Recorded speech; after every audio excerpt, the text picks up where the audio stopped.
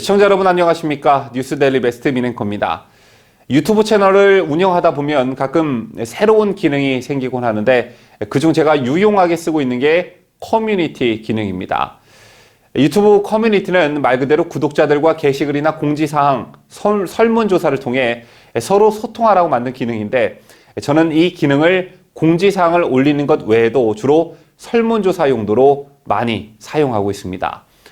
어떤 사안을 두고 우리 진영 내 의견이 분분하거나 첨예하게 의견이 갈릴 때 또는 구독자님들의 여러 의견을 수렴하고자 할 때 설문조사를 올리곤 하는데요.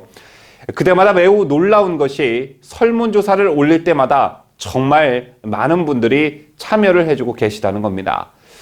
보통 설문조사를 올릴 때마다 적게는 2, 3만 명, 많게는 4, 5만 명까지 참여를 해주고 계신데요. 저희 채널의 구독자님들의 성향 그리고 이 커뮤니티 설문조사가 보수파 채널을 즐겨보시는 분들에게 노출이 된다는 점에 비춰볼 때 이처럼 많은 분들이 참여해주고 계시다는 건 어느 정도 우파 민심을 파악하는 중요한 척도가 될 수 있다고 생각합니다. 어제 오전 설문조사를 하나 올렸습니다.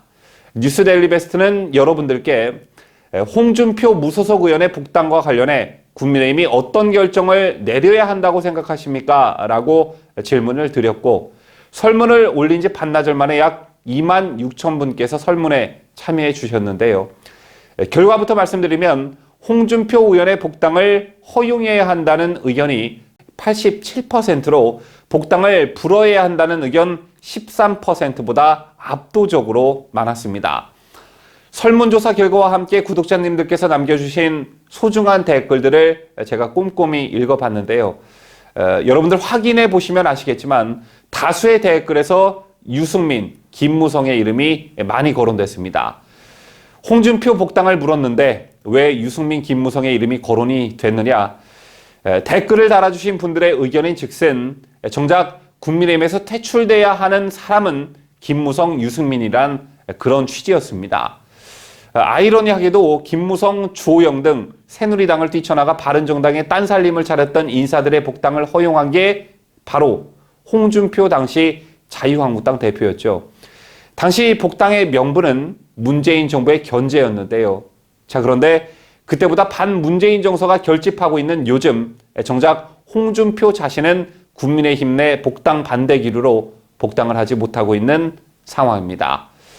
여러분들이 남겨주신 댓글 글도 그렇고 많은 분들께서 홍준표 의원이 복당이 안 되는 그 원흉으로 김종인 전 위원장을 꼽고 계시는데 그 이전에 황교안 대표가 있었습니다.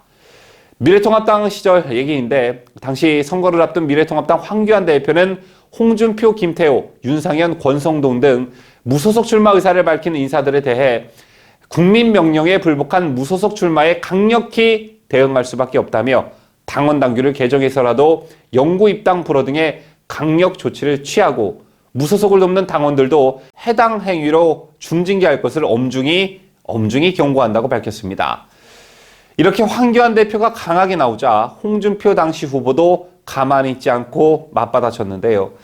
황교안 대표의 이 같은 경고성 발언이 나온 바로 그날 홍준표 의원은 선거지면 그대도 아웃이고 야당 세력 판도가 바뀐다. 자, 여기서 말하는 그대는 황교안 대표를 말합니다. 탄핵 때 당을 배신하고 나갔던 분들도 모두 복귀하고 공천도 우대받았다. 무소속은 막천의 희생자들이다. 그대가 집중해야 할 곳은 문재인 정권 타도 무소속에 신경을 쓰지 말고 문재인 정권 타도와 종로 선거 승리만 생각하라. 참 딱하다고 일갈했습니다. 당시 이때를 회상해 보면 황교안 대표의 말도 참 앞뒤가 맞지 않았는데 무소속 4인방에 출마인 해당 행위라며 그렇게 방방 뛰면서 해당 행위의 대명사인 유승민은 왜 복당시켰으며 선거 전면에 내세웠는지 결과적으로도 실리도 명분도 없었고 앞뒤가 하나도 맞지가 않았습니다. 어쨌든 이처럼 여러 차례 공방이 오가긴 했지만 결국 홍준표 의원을 비롯한 김태호, 권성동, 윤상현 이른바 무소속 4인방은 선거를 끝까지 완주했고 결국 당선이 되지만 반대로 황교안 대표는 본인의 종로 선거는 물론 당 전체가 역대급 참패를 하면서 당 대표직에서 물러나 대중의 관심으로부터 멀어지게 됐습니다. 그리고 김종인 비대위 체제가 출범하게 되죠. 선거 참패 후 그 후유증 때문인지 한동안 이들 무소속 4인방의 복당 문제와 관련한 얘기가 없었다가 권성동 의원에게 먼저 복당의 문이 열렸고 곧이어 김태호 의원이 복당하게 됩니다. 자, 그때 홍준표 의원이 했던 말은 그들은 가출, 나는 외출이라는 말이었는데요. 막가는 공천 때문에 불가피하게 출마를 하기 위해 외출을 한 것이라는 게 당시 홍준표 의원이 말한 탈당과 무소속 출마의 이유였습니다. 당시 김영호 공천관리위원장이 주도한 공천이 워낙 개판이었기 때문에 홍준표 의원의 무소속 출마의 이유에는 어느 정도 공감하는 분위기였으나 반면 대통령 후보까지 지낸 사람이 험지도 아니고 보수의 텃밭이라고 하는 대구, 그것도 수성구에서 국민의힘의 정치초년생이랑 붙는 건 좀 아닌 것 같다라는 비판 여론도 있었던 게 사실입니다. 자, 물론 그 과정에 있어서 홍준표 의원이 양산에 내려가 김두관 더불어민주당 후보랑 붙겠다는 포부를 밝히긴 했지만 대다수의 대중들은 과정보단 결과만 기억하는 경향이 있죠. 어찌됐든 그 이후 명분 싸움에서 홍준표 의원에게 빌미를 준 건 국민의힘이었습니다. 공천에 불복해 무소속 출마를 하는 행위는 누가 봐도 해당 행위가 맞죠. 더군다나 정당의 공천을 신청할 때 꼭 한 장의 별도의 양식이 따라붙는데 공천에 탈락을 하더라도 무소속 출마를 하지 않고 공천된 후보를 돕겠다는 취지의 일종의 서약을 하게 됩니다. 결과적으로 무소속 출마를 강행한 홍준표 의원의 명분이 약한 상황이 전개가 됐지만 결과적으로 홍준표 대표의 복당 명분을 키운 건 다름 아닌 국민의힘이었습니다.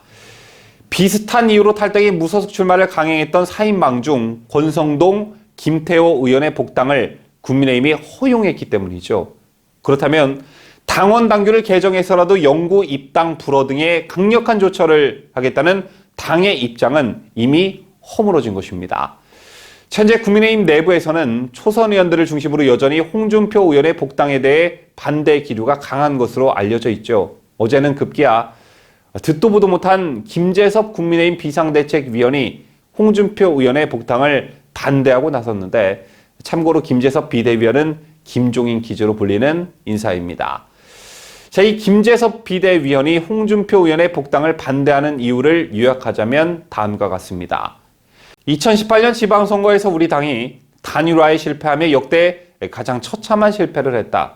또 2017년 대선에서도 국민의 열망인 안철수 후보와의 단일화에 실패하면서 분열 정치의 서막을 열었다. 이 두 가지가 핵심이고 또 다른 한 가지는 4.7 재보궐선거에서 겨우 2030 세대에게 기회를 부여받았는데 홍준표 의원은 구태한 정치인이라는 겁니다. 그렇다면 이 같은 김재섭 비대위원의 주장을 실은 기사에는 어떤 댓글들이 달렸을까요?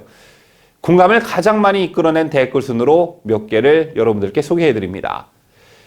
김재섭이 누구냐? 본인 스스로부터 돌아보길 바란다. 상대방을 흡집내려고 하지 말고 국민의힘을 위해서 한 일이 너보다 수십억 배는 더 많은 사람이다. 시장 선거 승리가 지들이 잘해서 한 것으로 착각하기 시작했다. 자, 다음. 국민의힘의 홍준표 아저씨 말고 누가 있냐? 제발 좀 정신들 차리시고 홍준표 아저씨 복당 반대 좀 하지 마라. 자, 다음으로 순공감을 가장 많이 받은 댓글은 이렇습니다. 홍준표만한 인물 없다. 틀린 말 뭐가 있나? 안팎이 깨끗하기가 유리할 같다. 홍준표를 모셔다 대표 세워야 한다. 자, 다음은요. 홍준표는 국가와 국민을 위한 철학과 역량을 가진 가장 깨끗하고 강직한 정치인이다. 지난 탄핵 대선 때 탄핵으로 당이 괴멸될 상태에서 경남지사직 버리고 대선 후보로 나서죠. 4% 지지율을 24%로 올려서 당을 구하고 헌신했다. 뜨내기 잡종 유승민을 돕고 있는 김종인 비서실장, 송원석의 6명의 초선이 기득권 웰빙, 보신주의에 빠져 홍준표를 두려워하고 있다. 자, 마지막 하나만 더 소개해드리자면 의원도 아니면서 비대위원, 비대위 끝나면 그냥 평당원 아닌가라는 댓글도 많은 공감을 이끌어내고 있었습니다. 자, 시청자 여러분, 지금까지 홍준표 의원의 국민의힘 복당 문제와 관련해 여러 가지 여론을 여러분들과 함께 살펴보고 또 점검해봤습니다. 그 결과 여론은 특히 보수 민심은 홍준표 의원의 복당을 허용해야 한다는 쪽이 월등히 많은 것 같습니다. 그 이유를 좀 곰곰이 생각해 보니까 제가 내린 결론은 이렇습니다. 요즘 야권의 정치적 트렌드를 한마디로 표현하자면 좌클릭해서 중도 표심을 한번 잡아보자. 그러면 승리한다가 아닐까 생각하는데요. 국민의힘은 이 기조에 홍준표 의원이 걸림돌이 된다고 생각하지만 보수파 민심은 그 반대인 듯합니다. 보수 색채가 너무 빠르게 지워지고 있고 좌클릭 일변도로 변하고 있는 국민의힘에 홍준표 같은 사람이 들어가서 최소한의 보수의 근본 또는 근간이 지켜져야 한다는 생각들을 하고 계신 것 같습니다. 시청자 여러분, 저는 홍준표 의원의 복당 문제는 복잡하게 생각할 필요가 없다고 생각합니다. 어차피 여권에 대적할 수 있는 방법으로 야권 대통합이란 덧셈의 정치 기조를 내세우고 또 방향을 그쪽으로 설정해야 했다면 굳이 특정인에 대한 뺄셈의 정치를 할 필요가 없다고 생각하는데요. 김무성, 유승민, 조영, 권성동, 김태호 이 사람들은 물론 고비고비 때마다 보수에 칼을 꽂았던 안철수, 또 보수 인사들을 모조리 감옥에 보냈던 윤석열, 심지어 더불어민주당에서 중추적 역할을 했던 금태섭까지 함께 하자고 하는 마당에 홍준표 의원은 왜 안 되는 건지 많은 국민들이 의구심을 품고 있다는 사실, 국민의힘이 이 같은 민심을 잘 헤아렸으면 좋겠다는 생각을 가져보면서 이 영상을 마치도록 하겠습니다. 지금까지 저는 뉴스 데일리 베스트 민앵커였습니다.